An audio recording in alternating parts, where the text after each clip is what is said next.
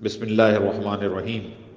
اے لوگو، زمین میں جو حلال پاکیزہ چیزیں ہیں وہ کھاؤ اور شیطان کے نقش قدم پر نہ چلو۔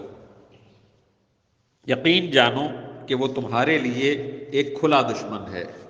وہ تو تم کو یہی حکم دے گا کہ تم بدی اور بے حیائی کے کام کرو اور اللہ کے ذمے وہ باتیں لگاؤ جن کا تمہیں علم نہیں ہے۔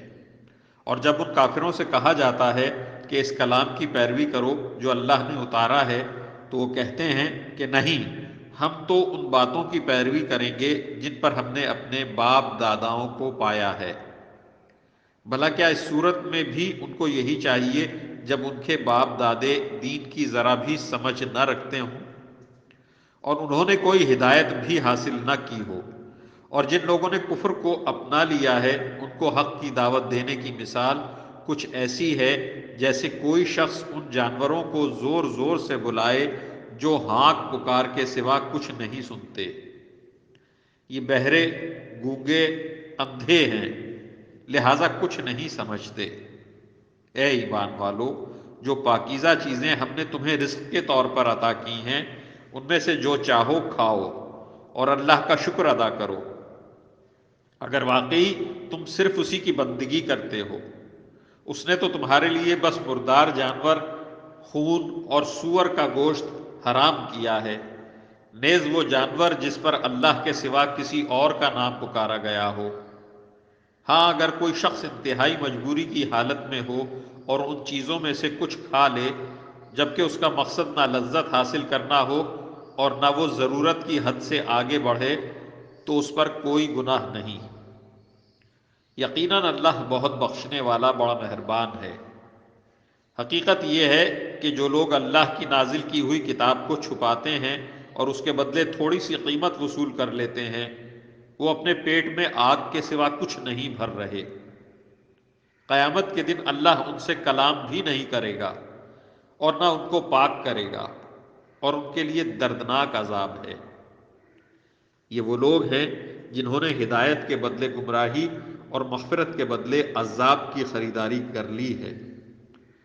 چنانچہ اندازہ کرو کہ یہ دوزخ کی آگ سہنے کے لیے کتنے تیار ہیں۔ یہ سب کچھ اس لیے ہوگا کہ اللہ نے حق پر مشتمل کتاب اتاری ہے، اور جن لوگوں نے ایسی کتاب کے بارے میں مخالفت کا رویہ اختیار کیا ہے وہ زندہ زندگی میں بہت دور نکل گئے ہیں۔ نیکی بس یہی تو نہیں کہ اپنے چہرے مشرق یا مغرب کی طرف کر لو، بلکہ نیکی یہ ہے کہ لوگ اللہ پر، آخرت کے دن پر، فرشتوں پر اور اللہ کی کتابوں اور اس کے نبیوں پر ایمان لائیں، اور اللہ کی محبت میں اپنا مال رشتہ داروں، یتیموں، مسکینوں، مسافروں اور سائلوں کو دیں،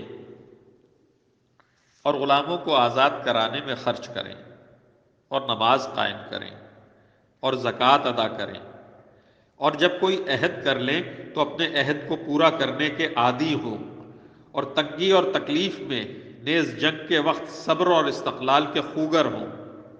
ایسے لوگ ہیں جو سچے کہلانے کے مستحق ہیں، اور یہی لوگ ہیں جو متقی ہیں۔ اے ایمان والو، جو لوگ جان بوجھ کر ناحق قتل کر دیے جائیں ان کے بارے میں تم پر قصاص کا حکم فرض کر دیا گیا ہے۔ آزاد کے بدلے آزاد، غلام کے بدلے غلام، اور عورت کے بدلے عورت ہی کو قتل کیا جائے۔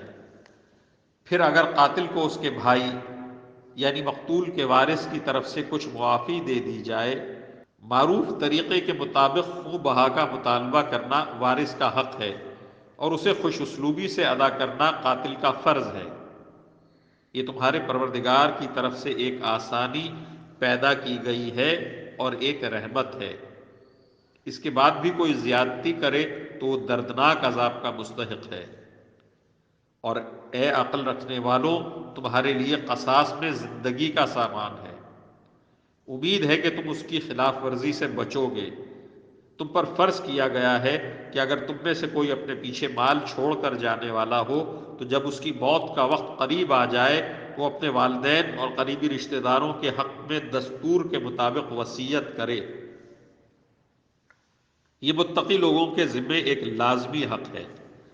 پھر جو شخص اس وصیت کو سننے کے بعد اس میں کوئی تبدیلی کرے گا تو اس کا گناہ ان لوگوں پر ہوگا جو اس میں تبدیلی کریں گے۔